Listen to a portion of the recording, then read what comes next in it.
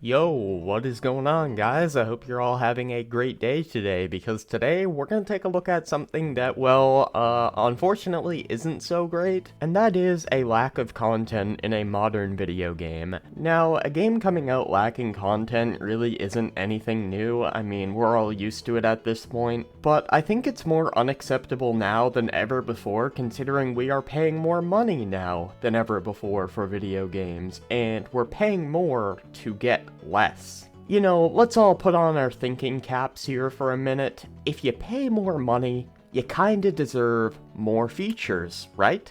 I mean, 2 plus 2 equals 4, grass is green, the sky is blue, and water is wet. Well, unfortunately, if you were thinking that way, you would be wrong, according to the journalist we're going to take a look at today, and getting less features for more money is actually perfectly fine. Now, I don't think it's going to be a shock to anybody with more than 3 brain cells to rub together when I say that today's article comes from Polygon, which, you know, funnily enough, I covered a few weeks ago because they were getting sold off. I mean, I can only imagine why. It's almost like they post articles like this, somehow always managing to have the opposite opinion to the average gamer. I just can't I can't wrap my head around why people don't want to read their articles anymore. Anyway, today's article by Polygon is them defending Mario Kart World, an $80 video game, not having 200cc.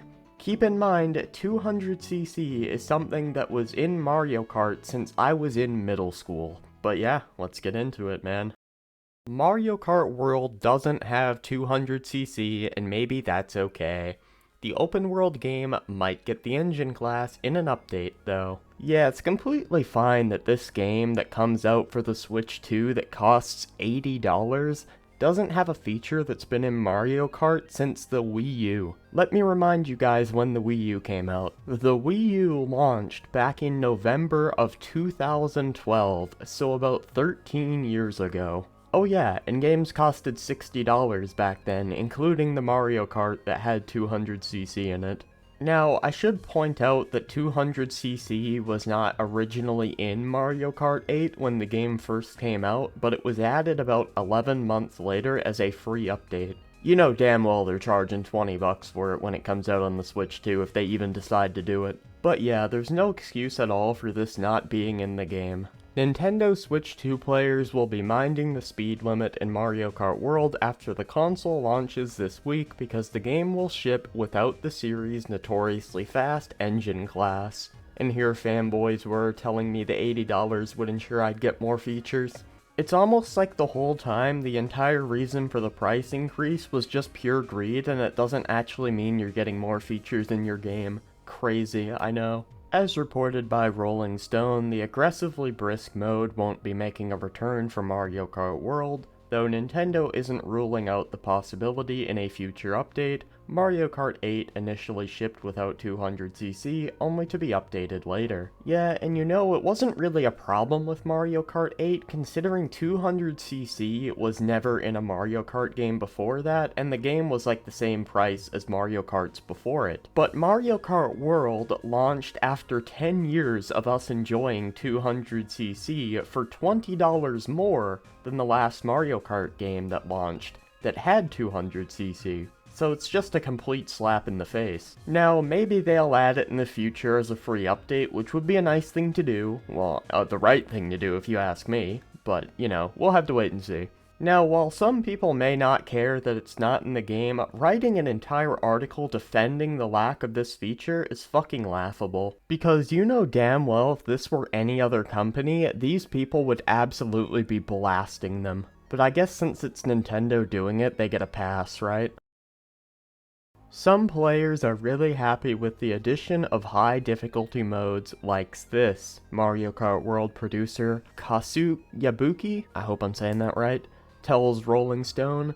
When asked if Nintendo would consider adding 200cc post-launch, however, does that mean we're going to consider adding engine sizes that are larger than 150cc to Mario Kart World? I'm afraid I can't say just yet. You know, hopefully they do go back and add it to the game. I mean, I'm not gonna act like 200cc missing is like the make or break for this game being good or not. It's more so the idea of writing an entire article defending a feature missing from an $80 game. That's what I really take issue with here. 200cc was introduced in the wildly popular Mario Kart 8, where its challenging nature quickly became the bane of some people's existence. Simply put, it was a wickedly rapid mode.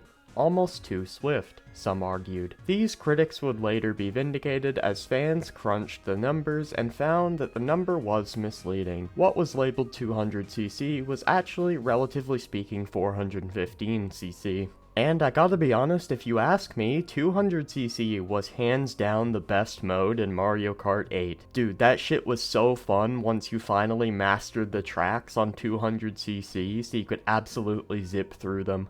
If you didn't like 200cc, I gotta be honest, it was probably a skill issue. But the version of Mario Kart World people play on June 5th won't have 200cc in any form. Depending on who you ask, that's either a great thing or a terrible thing. On social media sites like X, some are happy to see a mode they deem garbage and ass gone. You gotta love this mentality, bro, because some people don't like this mode. They are happy that it's gone for absolutely everyone in a game you are expected to pay $80 for. This is the literal definition of a fucking fanboy. Literally defending missing content in an $80 video game.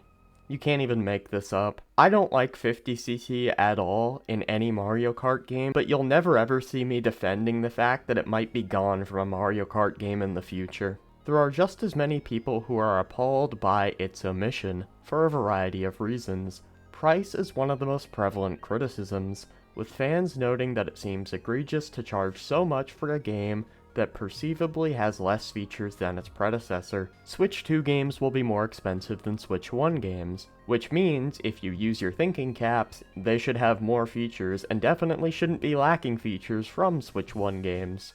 I'm excited for the game, but for $80, things that have been in Mario Kart 8 for years are missing? Come on, reads one comment on a Reddit thread discussing the omission. You know it's bad when Redditors are the rational ones in the discussion. I mean, holy shit.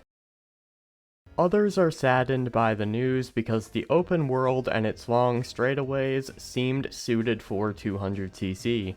So you mean to tell me after months of everyone, including myself, justifying how empty the tracks felt with, oh, that's because it's built for 200cc, the game doesn't even have it? Says an exacerbated user on X. I mean shit dude, if you ask me, it looks like a lot of the tracks were designed for 300cc with how empty some of them look. But yeah, the fact that these tracks can't be played on 200cc, what the hell were they thinking? Players are also disappointed to hear 200cc is gone because the mode upped the competitive nature Mario Kart by allowing for more types of shortcuts and strategies, like brake drifting. Mario Kart World's inclusion of mechanics like wall riding could have been even more complexity at higher speeds. By the way, the grammar here is absolutely terrible. By the same measure, some new design ideas like rewinding time would literally negate 200cc's incredible pace, so balancing the high engine class seems tricky. Or you could just, you know, disable the rewind in that mode or something, I don't know. Seems like a pretty simple solution to me. The most sensible reactions to this news point was that 200cc was never balanced to begin with, and that Mario Kart 8's version of it was over twice as fast as it was supposed to be. Would Mario Kart World's theoretical 200cc even be accurate? If Nintendo brought it back properly, 200cc and Mario Kart World may not replicate the punishing experience people are yearning for anyway. Maybe it's for the best? Toad's delicate constitution was not made to withstand eating a cheeseburger at 200 miles per hour. You gotta love this logic, man. Because they may not have implemented it correctly to some people in Mario Kart 8, they should just scrap the feature entirely, despite the fact that tons of people loved it. This is literal, like, brain rot logic right here. Now, there was one comment left on this article by Platypus222. I don't miss it. 200cc was never especially fun for me, because it just felt too fast for the tracks. This is Mario Kart. I shouldn't have to hit the brakes unless I've made a big mistake. You gotta love it. Again, since this person doesn't like 200cc, all of the people who do enjoy 200cc should be punished in a video game that they spent $80 for. Once again, I don't like 50cc at all in any Mario Kart game, but I will never come out here and claim that 50cc missing from a Mario Kart game is an acceptable thing. Man, the amount of fanboy logic in this comment and this article is astounding, man, but I don't really have anything else to say. If you guys enjoyed this video, make sure to leave a like. If you didn't, you can leave a dislike, and yeah, I'm out.